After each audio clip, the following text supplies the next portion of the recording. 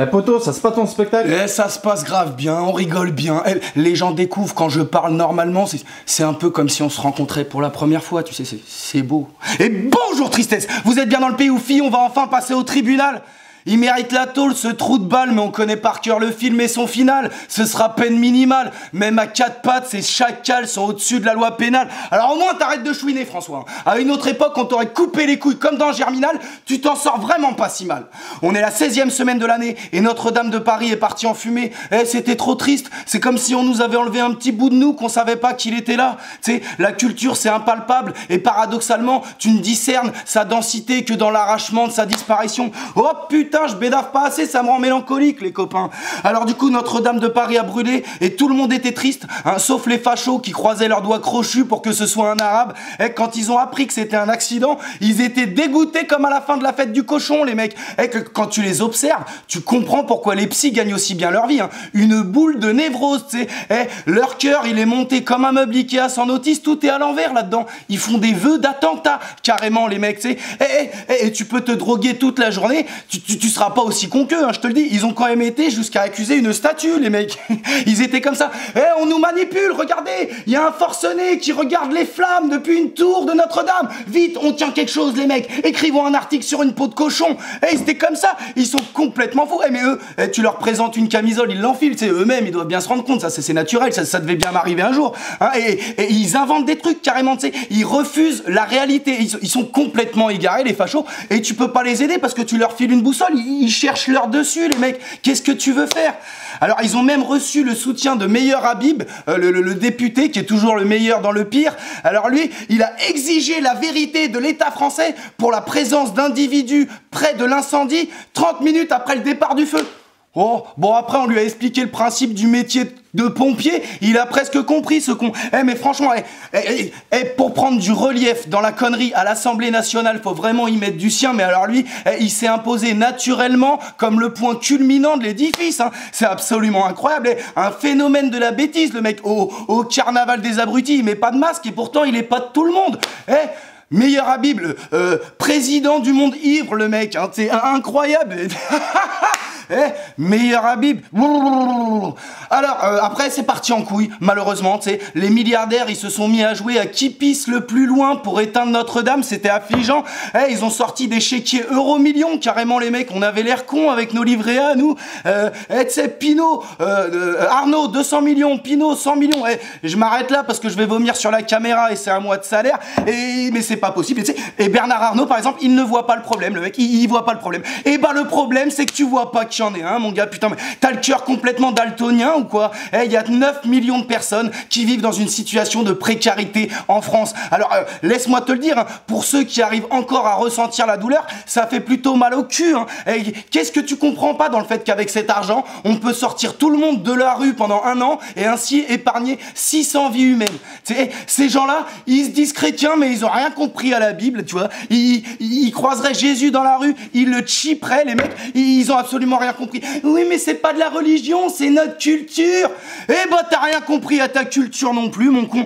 Notre-Dame de Paris, historiquement, a été le refuge des pauvres et des migrants, putain.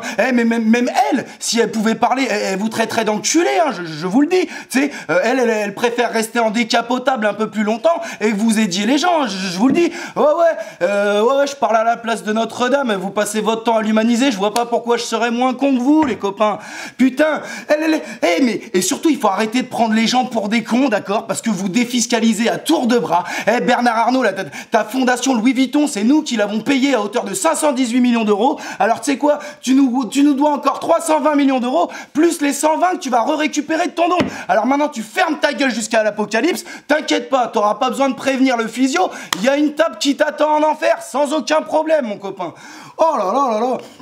Et tu sais, les gens, ils sont là, ouais, mais il y a un problème avec les riches dans ce pays, il y a un problème avec les riches. Camembert, les milliardaires, d'accord?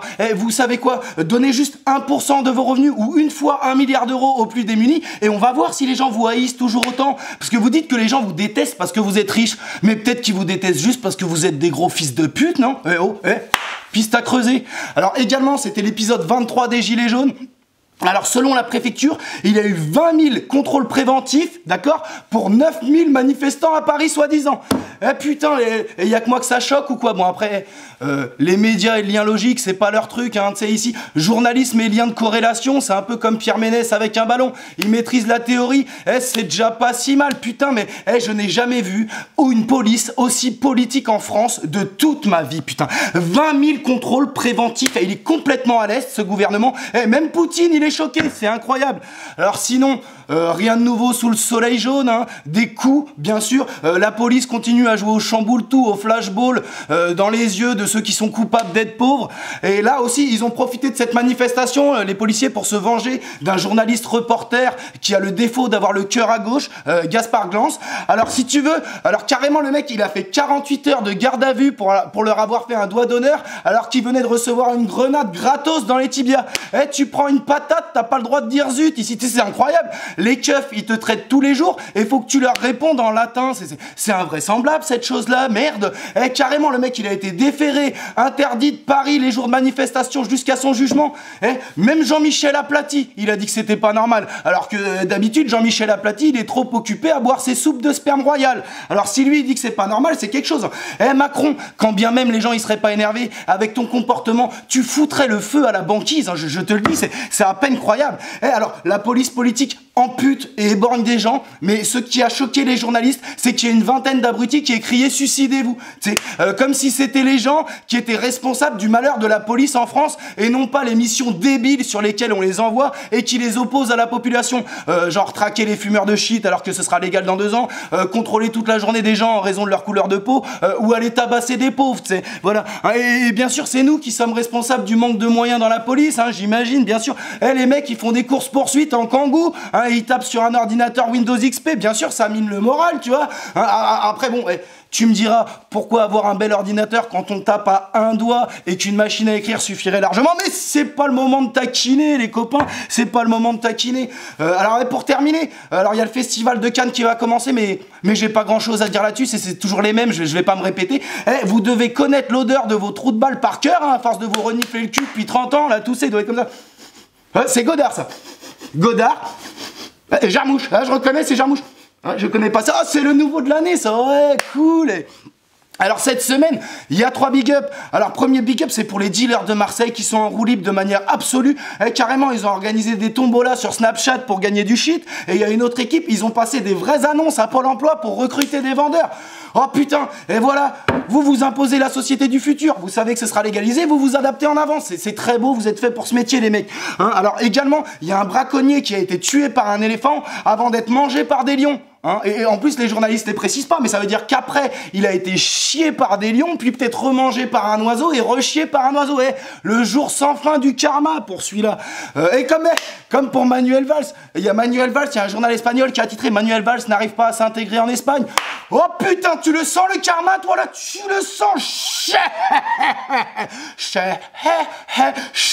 Manuel Valls. Et enfin, il y a un joueur de foot qui s'appelle Drinkwater qui a été pris en état d'ébriété au volant. T'as pas compris, retourne à l'école, enculé.